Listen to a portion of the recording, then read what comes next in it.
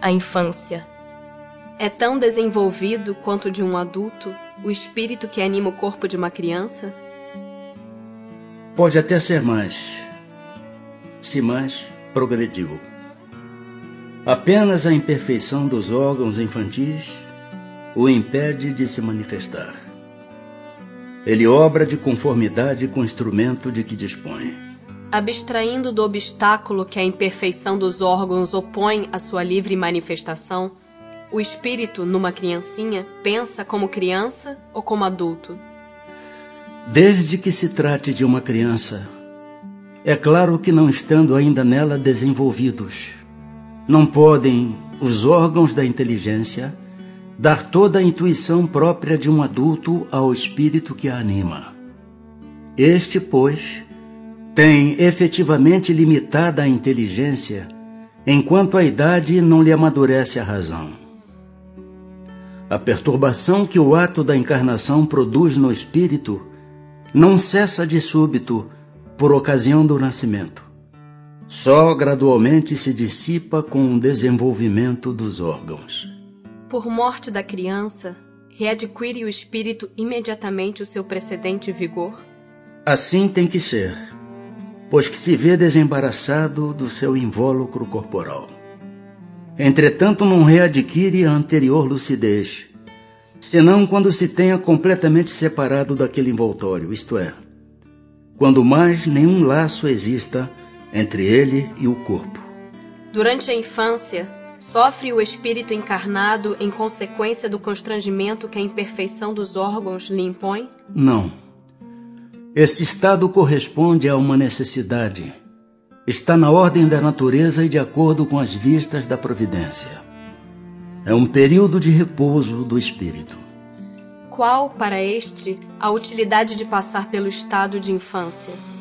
Encarnando com o objetivo de se aperfeiçoar, o espírito durante esse período é mais acessível às impressões que recebe, capazes de lhe auxiliarem o adiantamento, para o que devem contribuir os incumbidos de educá-lo.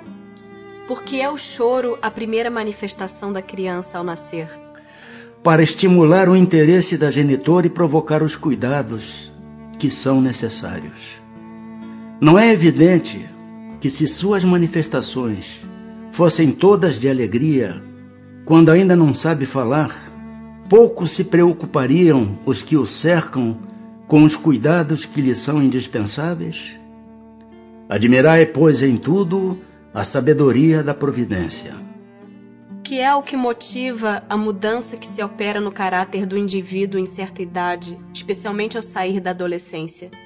É que o espírito se modifica? É que o espírito retoma a natureza que lhe é própria e se mostra qual era. Não conheceis o que a inocência das crianças oculta. Não sabeis o que elas são, nem o que foram, nem o que serão. Contudo, a afeição lhes tendes, as acariciais, como se fossem parcelas de vós mesmos, a tal ponto que se considera o amor que uma mãe consagra a seus filhos como o maior amor que um ser possa votar a outro. Donde nasce o meigo afeto, a terna benevolência que mesmo os estranhos sentem por uma criança? Sabeis? Não. Pois bem, vou explicá-lo. As crianças são os seres que Deus manda a novas existências, para que não lhe possa imputar excessiva severidade. Dá-lhes ele todos os aspectos da inocência. Ainda quando se trata de uma criança de maus pendores, cobrem-se-lhe as más ações com a capa da inconsciência. Essa inocência não constitui superioridade real com relação ao que eram antes. Não. É a imagem do que deveriam ser. E se não o são, o consequente castigo exclusivamente sobre elas recai. Não foi, todavia, por elas somente que Deus lhes deu esse aspecto de inocência. Foi também e sobretudo por seus pais, de cujo amor necessita a fraqueza que as caracteriza.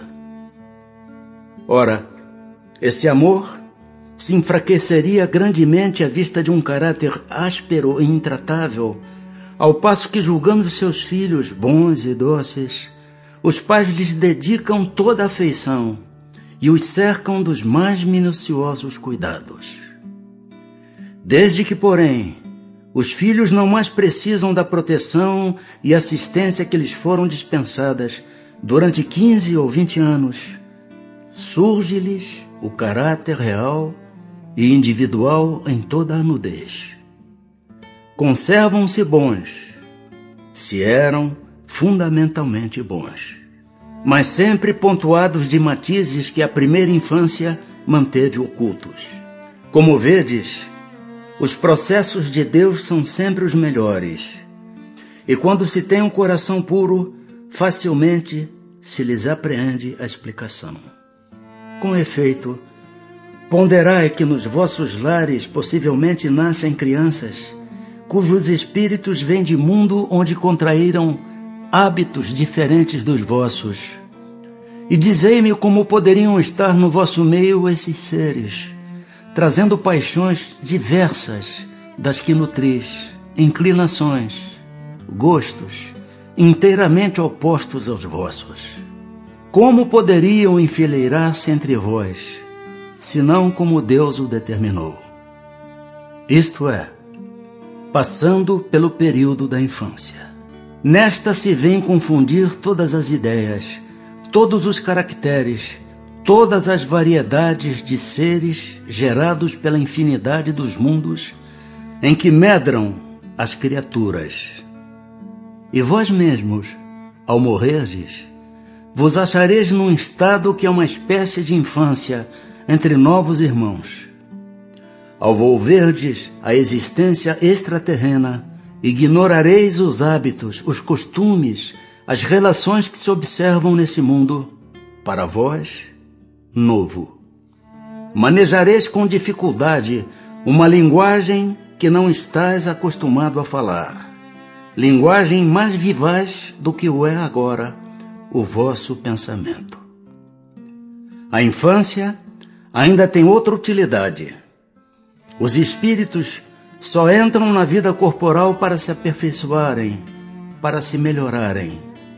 A delicadeza da idade infantil os torna brandos, acessíveis aos conselhos da experiência e dos que devam fazê-los progredir.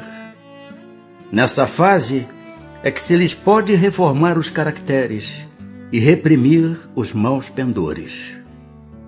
Tal o dever que Deus impõe aos pais, missão sagrada de que terão de dar contas. Assim, portanto, a infância é não só útil, necessária, indispensável, mas também consequência natural das leis que Deus estabeleceu e que regem o universo.